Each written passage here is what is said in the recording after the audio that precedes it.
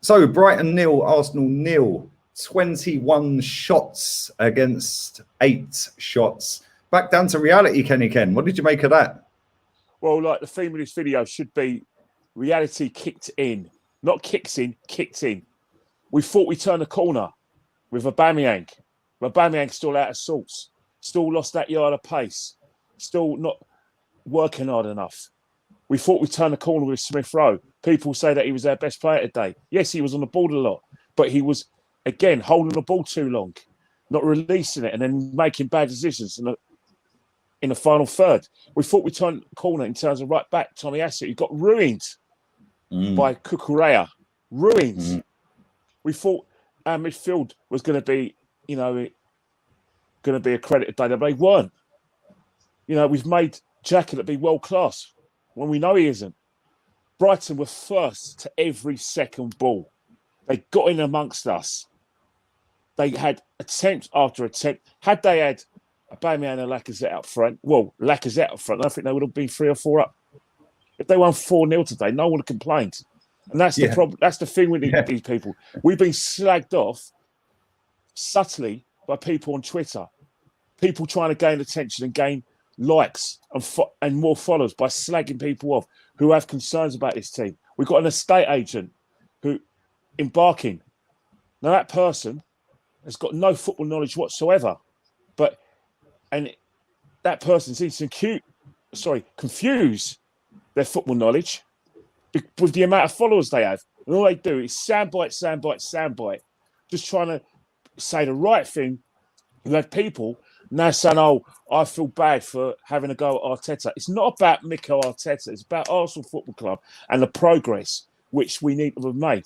This is a perfect opportunity for Arsenal Football Club and the players who played so well in the North London derby for us to say, right, we are playing a good team today. Spurs, low in confidence. Norwich, low in confidence. Got a point today. Burnley can't score and haven't won at their ground since January. Yes, good wins, and you've got to take what's in front of you. Spurs gave us acres last week. But against a team that's at it and organised, we've found out. 100%. And let me just come back to what you said about Tomiyasu. For me personally, anyone would have been an upgrade on Hector Bellerin. Yeah, like even me, and I smoke nearly 20 cigarettes a day, Kenny, even I could do a better performance than Bellerin, in my opinion. For me, Tomiyasu was our player of the month for September. I thought he was superb. But if you look at the quality of opposition we played, like you said, Tottenham fans were leaving on 40 minutes. They were saying it's the worst Tottenham team they've seen in a long, long time. And there's been a lot. Yeah. Burnley haven't won at home since January, scored 5 goals, same as us. Norwich have scored 2 all season. Burnley haven't won a game all season. Let's not forget that. So the 3 teams that we won against are 3 teams that are really poor. As soon as we come up against a team that is tactically astute, got a manager that, for me, is so underrated, it is unbelievable. How nobody talks this guy up. I'll tell you why they don't talk him up. Because he looks like he's on a park bench. Yeah, he's got a scruffy beard. He looks like English. me. Yeah, he's English. He's English. He hasn't had Pep Guardiola backing him. He hasn't had Wenger backing him. So when you come up against a team like that, honestly, if that was Lacazette or Aubameyang up front today, that would have been 3 at half time and 5 at full time. They were absolutely at it. And let me ask you about Tomiyasu, because he came up against Cucurella today. He got absolutely skinned, mate. And apparently he's from La Masia, from Barcelona originally. Yeah, definitely. But 2 things, right? Brian had a spare man in midfield. Odegaard was absolutely woeful. He thrived some space, didn't get any today, and he struggled. But Saka, we've got to look at Saka. He offered no help to Tomiyasu. Yeah. It was plainly obvious that the outball was Cucurella, because Brighton were playing, like I said, using the left back come wing back as an outball, and he had acres of space. To stop that acres of space, Saka needs to be in the game. Right. Yeah. I know you want to give Saka a free role, but sometimes you've got to make sacrifices. What didn't happen today is that the old adage in football is you have to earn the right to win and then play your good football. You can't just play your football and turn up. Just because you played well against Spurs doesn't mean it's going to happen all the time. And that's the thing. Saka's got to work hard and help Tomiyasu. Remember, this guy is new to our league. Yes, he looks very athletic, but come on, you can't leave him one-on-one all the time and leave him isolated. With a tricky player that's come out of the Barcelona academy. And they what don't tend to go on. Yeah, because you know what's happened, right? Normally, when you Saka or any player playing on that right-hand side supports the right wing back or the right back, the first thing what the teams do, you just play a 1-2 and try and get in the overlap. They didn't need to get the overlap. No, because it was one-on-one. They were literally booting it straight out of their penalty box on corners, straight to him every time. I was like, are we going to counter this in any way? It was a shambles, mate. It was actually shambles. And, you know, I mean, in Aubameyang, there was a time when we tried to put him through, and I was thinking, right, this is Aubameyang. It's like he's lost a lot of pace and confidence. What is going on? You know, it can't be. No, it's not confidence. It's not, because he scored against Tottenham and did the Thierry Henry celebration. Yeah, so he's high on confidence. Yeah. And so what's happened? Thierry, are we gone back to our bad old ways then? Yeah, but that's the thing. It's like, I said this on the watch along with Chig, right? We went 22 games unbeaten with Unai Emery, 22 unbeaten, and we beat that lot along the way.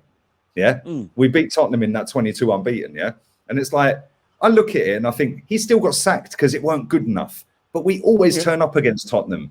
Yeah, so we've turned up against Tottenham again. Everyone's got all excited after spending all week hyping up how crap Tottenham are and how better we are, and they're irrelevant and we're better. They're a small club and we're bigger. So why hype them up if they're irrelevant? Because now you're giving them relevance. We then go and beat them. We put in a great performance for the first half. The second half was complacent. Yeah, we could have slapped them 5-0 if we'd made subs at 60 minutes, 65, 70. Instead, we didn't. We kept Granit Xhaka on the pitch, who hadn't played for, 3 weeks? He then gets an injury. I'm not saying that's down to Arteta. It was just an innocuous thing. But he should have known that Granit Xhaka hadn't played for 3 weeks. Yeah, he had the COVID incident with Switzerland. And he's played him for that whole game until 82 minutes, which is then, and he'd already gone down just before that. Then he went down again. And it was like, you done it with Saka. You didn't make the sub. Saka went down. He was all right for this game. Again, after 60 minutes today, Saka looked knackered. He kept him on and he went down again. Yeah, he has to start managing this squad better. What has Martinelli got to do to get a game? Well, that is a question as well. You know, if you look at like Potter, he had some experience and quality on the bench, and he utilised it. Our manager seems to have, you know, pigeonholed Martinelli in a position that, you know, basically left forward understudy for Aubameyang. But when Aubameyang isn't playing well, he don't come on. They bring on Lacazette.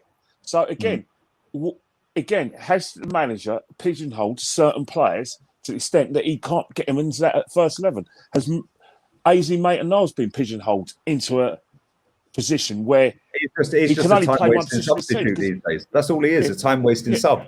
But you know, in terms of Martinelli as well, is Martinelli a League Cup player, an FA Cup player, because he cannot get in his team. And let's face it, we struggled and we could have needed a goal, and we needed to stretch Brighton, and we needed a hard run and a hard work up front, and we weren't getting that from Aubameyang. Lacazette again, obviously he's a senior player who can hold the ball up, but where was the out ball? I don't understand why Arteta didn't do that. Did he settle for the point? Did he think, you know what? Oh, 100%. When he brought Maitland-Niles on, nothing wrong with that. When he brought Maitland-Niles on, he settled for the point, we mate. should have lost back 4 or 5-0. But again, the theme of today just shows you, I think we overreacted because it's Spurs and we got excited. I'm the biggest guilty party. I was so enamoured and so happy with our performance because it's Spurs, and I was excited to be playing exciting football. And maybe my reality check is you can't always do that, but you have to. But what you have to do, and you can do, is work hard. We didn't work hard today. We just assumed that we just had to turn up, even when the warning signs were. All we had to do is up it another level. But what we did every time, the second ball, you know, the midfield, we're getting bullied. Partey needed help.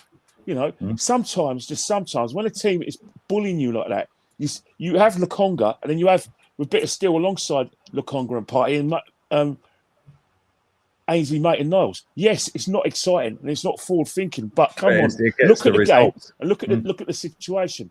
We had a luxury player too many, and we nearly paid for that. We you know, the penny dropped when we took off Odegaard, but Smith Rowe again. Yes, he gets on the ball, and yes, he does make things happen. He's got quick feet, but still a lot in his game that needs a bit of improving. Got to make the right decisions because we're going to play 2 live teams after the international break. Aston Villa and Crystal Palace are going to get amongst us. Yes, it's at the Emirates. Yes, we're going to be expected to be on the front foot, but we're still going to have to work hard because Aston Villa have got a lot of pace in their side. They've got a good goal scorer in, in terms of, like Watkins. And they got Ings, and Crystal Palace are just loaded with athleticism and pace. So we've got to improve. We're playing 2 good teams. We're not out of the woods yet. Yes, we benefited from playing crap before in Brighton, but let's just kick a reality check on it. I'm not 100%. Trying to tell people to stay Arteta out or be Arteta out. Just look at the games and don't get overexcited. We are so far away from that performance Everton put on at Old Trafford. That's level. And that's just to finish 6th or 5th. Yeah. Listen, Kenny, we're going to go through player ratings a little bit later on. Listen, I appreciate you coming on. I'll jabber on a bit, but I just want to leave one message. No, that's all right, man. Hussein, was that a bit clearer for you, son? Thank you.